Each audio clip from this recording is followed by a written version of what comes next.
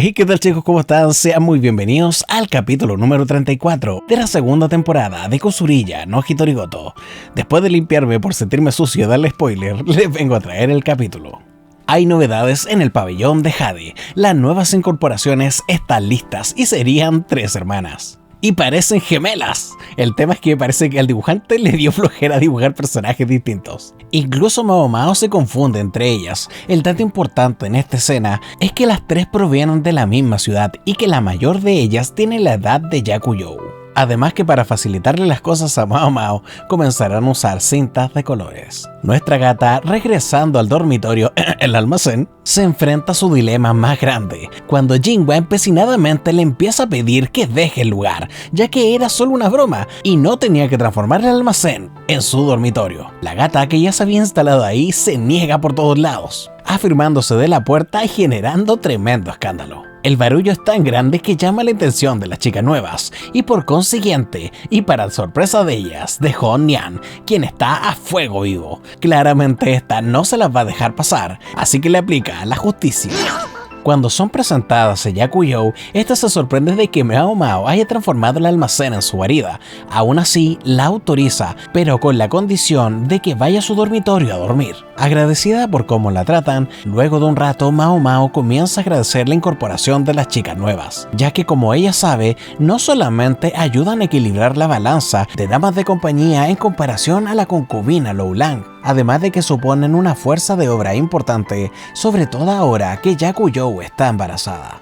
Indirectamente esto hace que Mao Mao tenga más tiempo libre. A Mao Mao en su guarida, el almacén, es visitado a escondidas por Jinwa, quien lo observa constantemente, seguramente, en palabras de Mao Mao, preocupada porque ella no se relaciona con las nuevas. Nuestra gata, considerando de que Jinwa realmente se preocupa por ella, decide dejar de ignorarla, pedirle disculpas y hacer un esfuerzo, pero cuando ella lo hace, Jinwa le dice de que eso no es necesario. Pero como nuestra Mao Mao no muestra ni siquiera un poco de arrepentimiento, Jinwa le dice que entonces le debe una. Seamos sinceros, claramente esta chica tenía esto planeado. La cara de perversa no se la puede y arrastra a Mao Mao a acompañarla esa noche. Dándose cuenta que se la jugó, termina siguiéndola esa noche tras un farol. Curiosamente, otra vez sobre la parte norte del palacio. Llegados hasta cierto punto, Hon Nian le pide que se pongan una capucha en la cabeza. Justo antes de llegar a una antigua residencia donde las esperaría una señora hermosa pero mayor, la cual las reconoce como participantes y las invita a pasar. En el interior se les pide de que dejen la lámpara y tomen una vela, avanzando por un pasillo antiguo. La anfitriona nos cuenta que estas dependencias eran usadas durante el periodo del antiguo emperador, y aunque ahora el número de damas de la corte se ha reducido, este lugar es perfecto para ocasiones así. Al final del pasillo y tras una puerta, el trío de mujeres se encuentra con todo un grupo de ellas, alrededor de un brasero, donde la anfitriona las invita a sentarse. Con los espacios faltantes de este círculo ya cubierto, la madura y hermosa mujer anuncia que estamos completos, mientras que nuestra gata analiza la escena, 12 mujeres reunidas en un cuarto en un día caluroso. De pronto, la anfitriona anuncia las palabras que darán inicio a esta reunión, preguntando si todos habían preparado sus relatos, puesto que esta noche disfrutaremos de 13 historias escalofriantes. Y así fueron comenzando uno a uno los relatos, donde Mao Mao se da cuenta de 2 cosas. Primero, la razón de por qué la había traído ahí Jinwa. Es una miedosa. Y lo segundo, de la dinámica que tendría este evento. Cada una de las participantes contaría su historia a la luz de la vela y una vez terminada la arrojaría al brasero, para dar así paso a la otra. Entre las historias, Mao Mao se da cuenta de que más que cuentos de terror son básicamente rumores del palacio y que difícilmente tienen la capacidad de helarle la sangre a alguien. Reflexionando finalmente de que quizás esta forma de reuniones son una de las pocas formas de entretenerse en el palacio interior, nos llama la atención de que Mao Mao parece estar un poco somnolienta. En ese instante, una chica le pica el hombro y al girarse Mao Mao se da cuenta que Chisui, quien está comiendo un calamar, está con toda la amorosa que es, no tarda en ofrecerle un poco a Mao Mao, quien lo acepta gustosa. Mientras el turno de relatar una historia pasa a otra de las asistentes. La mujer relata de que esta historia viene a través de su pueblo natal, donde había un bosque el cual estaba prohibido entrar. ya que decían que habían demonios allí y que podían devorar tu alma. Un determinado día, un niño rompió esa regla. A raíz de un mal año de cosechas, el niño incursionó a aquel bosque motivado por el hambre. Cuando el niño finalmente llegó a su casa, el niño estaba lleno de hongos y bayas, diciéndole a su madre de que en aquel bosque habría mucho para comer. Sin embargo, cuando en el pueblo se enteraron de que habían incursionado en el bosque, los marginaron.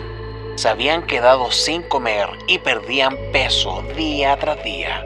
Una noche, alguien que pasaba por aquella casa vio una extraña luz ingresar a ella. La curiosidad fue tanta de que al día siguiente trataron de ver qué pasaba ahí. Todo para encontrarse con una escena horrible, donde tanto madre e hijo se encontrarían desplomados. En el lugar se dieron cuenta de que el niño había perecido, pero su madre aún se encontraba agónica, quien con su último aliento le dice a los asistentes de que tenía un secreto para ellos, pero lamentablemente falleció sin poder contarlo. Lo tétrico de este suceso es la sonrisa que tenía en el rostro. Lamentablemente nadie supo qué quiso decir. Con el tiempo la gente siguió temiéndole al bosque y sobre todo a los espíritus que ingresaban a esa casa, puesto que a medida que nuevos moradores iban teniendo, se decía que los espíritus devoraban sus almas. Esta historia, más que producirle miedo, llamó la atención de Mao Mao, quien rápidamente dijo que ya entendía el caso. Chisui, al notar esto, le pregunta a la gata qué quiere decir, pero esta le dirá después de un rato. En ese momento la gata se da cuenta que nuevamente tiene sueño, pero esta vez se le suma el mareo, que ella atribuye a la cantidad de personas que estarían allí. En ese momento la anfitriona anuncia el turno de Chisui, quien comienza con su relato. Abandonando la inocencia que la caracteriza, Chisui comparte esta historia que viene de una tierra muy lejana, donde un monje que venía de una tierra extranjera venía de un rito funerario de una tierra muy lejana. Ya de camino a su casa, la noche lo atrapó. Y es que en su camino de hierba alta, de pronto el sonido de perros salvajes oyó.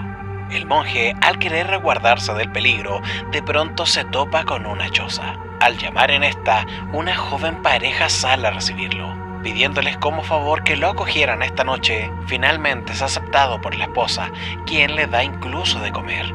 El monje, sin tener nada a cambio que dar, ofrece sus oraciones para la joven pareja. Pero el ambiente no sería lo que parecía, puesto que mientras nuestro monje recitaba su sutra, al otro lado se escuchaba a la joven pareja discutir. Reflexionando si debería interferir, prefiere no hacerlo y continuar con su oración. De pronto, desde el otro lado de la habitación, les escucha decir «usemos al monje», para luego percibir cómo se abre la puerta, donde ingresa la mujer con un largo cuchillo. Extraordinariamente ante este suceso, el monje no para de recitar su sutra, lo que para nuestra sorpresa haría invisible al monje ante la mujer, quien, al no encontrarlo, se desespera y comienza su búsqueda, sin poder percibir que aquel monje no se había movido un centímetro, ni había dejado de recitar su sutra. El monje, quien durante un breve momento habría abierto sus ojos, nota la sombra de la mujer. Esta no era la de una humana, sino más bien la de un insecto, la que al no encontrar su víctima, procede finalmente a comerse a su marido. Cuando el monje hubo terminado su sutra y los sonidos terminaron, él salió sin despedirse de nadie, puesto que la pareja ya había desaparecido. Curioso sería que en la salida solo vería alas de insectos, lo que hizo que el monje volviera a rezar para luego marcharse. Con esto Chisui da fin a su relato, soplando la vela y arrojando el resto al brasero. Mao Mao la observa, puesto que ahora le parece muy diferente a aquella niña alegre y despistada. Casi parece otra persona. Y es que, mirándola más detenidamente, en ese perfil le recuerda a otra persona. En ese preciso momento donde ella se estaba disponiendo a recordar, Chisui la toca y le recuerda que es su turno. La gata, quien acepta la responsabilidad, toma la vela y se dispone a contar una historia que le había contado su padre adoptivo. La historia hablaría de un grupo de jóvenes valientes quienes se adentrarían a un cementerio a investigar. Al perseguir lo que en un comienzo parecía ser un alma, finalmente resultaría ser un hombre que estaría caminando con una antorcha. Sí, un profanador de tumbas obsesionado con una maldición. Se dedicaba a asaltar tumbas y diseccionar cadáveres. con el fin de elaborar curas. Pero claro, esto no era una historia de terror, y claramente estaba arruinando el ambiente, lo que hace que Jinhua le pegue un cabezazo justiciador. Con esto, Mao Mao admite que terminó su historia, arrojando la vela al fogón. Cuando llegó el turno de Jinhua, esta no había pensado ni preparado ninguna historia, ya que parecía improvisarla mientras la relataba, algo que provoca que Mao Mao la mire raro. Los momentos pasaron y ya fue el turno de la anfitriona, encargada de contar la 12ª historia. Mao Mao, quien la escucha extrañada porque supuestamente eran 13, la escucha con atención. La historia comienza así. Ocurrió durante el periodo del antiguo emperador. El palacio interior estaba en constante crecimiento, se iba ampliando con secciones nuevas. Y es que claro, había una razón. En ese entonces, su madre, conocida como la emperatriz, tenía un poder inmenso y quería encontrar chicas que encajaran con los gustos de su hijo, ya que el anterior emperador escogía a las más jóvenes, desflorándolas una tras otra. Luego de eso, estas niñas pasaban todo el resto de sus vidas aquí, sin poder salir nunca. En este momento, mientras el relato continúa, vemos como Mao Mao y el resto de las asistentes comienzan a caer en un sueño profundo. Los mareos y la pérdida de conciencia comienzan a volverse recurrentes entre las presentes. El relato continúa y comienza a volverse cada vez más oscuro. Las palabras de la anfitriona, quienes claman que tú eres la siguiente, provocan en Mao Mao que se active su sentido de supervivencia, aunando todas las fuerzas que le quedaban para ponerse de pie, y así correr rápidamente hacia la ventana, que al momento de ser abierta, provocan que ella inhale aire limpio. Entrando ya en razón, ella se dice, claro que me está ahogando. Llama a Chisui y a Jinhua y le pide que traiga a todas las que se han desmayado hacia la ventana, ya que en esa habitación cerrada, donde había un brasero, se estaba llenando de aire tóxico.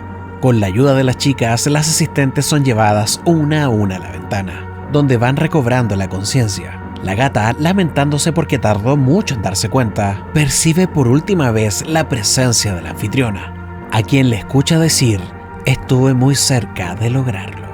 Y así más tarde podemos ver a Mao Mao y a Jinhua dirigirse al pabellón de Jade, comentando cómo todo había salido de control y cómo había desaparecido la anfitriona. En ese momento escuchan como Chisui llama a Mao Mao, quien seguía intrigada por la explicación de la historia del niño y el bosque prohibido. Mao Mao comienza a relatar la explicación, viendo que muchas veces estas supersticiones tienen una base lógica, ya que en los bosques hay mucha comida comestible y muchas otras que pueden ser venenosas. Con el tiempo, la advertencia sobre estos lugares suele convertirse en prohibiciones. Pero luego de un tiempo, cuando volvió la nueva hambruna, la gente que se adentró, la que no sabía lo que se podía comer y que no, se adentró nuevamente al bosque, lo que es el caso de este niño y su madre. Mao Mao nos relata de que habría un hongo llamado hongo de la luna. Si bien se parece a un hongo comestible, este por su parte no lo sería, sino que sería venenoso. Tendría la particularidad de brillar en la oscuridad, lo que a la distancia lo haría confundirse como almas o luces espectrales. Si bien su veneno no sería muy fuerte, la débil condición en la cual se contraerían ambos supondría la diferencia entre la vida y la muerte. Es así como la madre al morir, presumiblemente como un último acto de venganza, lo más probable es que las palabras que iba a decir es que en el bosque prohibido habrían hongos deliciosos, ya que de esta manera podría vengarse por no haber recibido ayuda de parte de los aldeanos. Al escuchar esto, el rostro de Chisui se ilumina, ya que todo esto tiene sentido. Sintiéndose satisfecha, se despide, le da las gracias a Mao Mao y se pierde en la oscuridad. Ya en el pabellón de Jade son recibidas por Honnian, quien no las esperaba tan temprano. Al contarle sobre los incidentes, Honnian no se sorprende, puesto que la anfitriona sería nueva, ya que la anterior habría muerto hace un año. Era amable y servicial y le había ayudado muchas veces antes. Cuando Honnian dice estas palabras, las caras de Mao Mao y Jinhua quedan atónitas. Y esperen porque aún hay más, puesto que al parecer, según nos cuenta Honnian, la historia que la anfitriona estaba relatando, la número 12, sería su propia vida. Lo que nos hace a todos entender de que la anfitriona al parecer sería un fantasma. Mao Mao, quien entra en razón de todo esto, comienza a meditar sobre la triste historia de la anfitriona y sobre todo que en este mundo hay muchas cosas que jamás entenderá en lo absoluto. Las palabras de aquella mujer diciendo de que esa noche escucharían 13 historias espeluznantes ahora le hacen sentido. puesto que la 13ª historia, la número 13, seguramente sería la muerte de todas ellas mientras relataban historias. Mao Mao se alegra de no haberse transformado en la 13ª historia. En ese momento, Jinhua se abalanza sobre ella y le pide que por favor esa noche duerman juntas. En otro lugar, podemos ver a Jinchi bebiendo, reflexivo bajo la luz de la luna, ignorante de saber que desde otra parte del palacio su gata lo estaría engañando. No, mentira. Dando con esto fin al capítulo número 10 o el 34 de Kusuriya no Hitorigoto. Si te gustó el video, si te gustó como narro, por favor dale like y comparte con tus amigos. Si aún no te has suscrito, por favor hágalo, que este canal se pierde entre tantos otros. Permíteme darle las más grandes gracias a los miembros del canal. A Eli Ramírez, a Leonis, a Viviana Cáceres, a Carla X, a Felipe Aubel y a Ana Rivas, que sin esta gente maravillosa, este video no sería posible. Recuerda que si quieres apoyarme un poco más, puedes volverte miembro del canal. Y si crees que lo merezco, existe el botón del super gracias. Nuevamente debo darte las gracias por preferir el canal. Te deseo un maravilloso fin de semana. Soy Cuervo XZ. Adiós.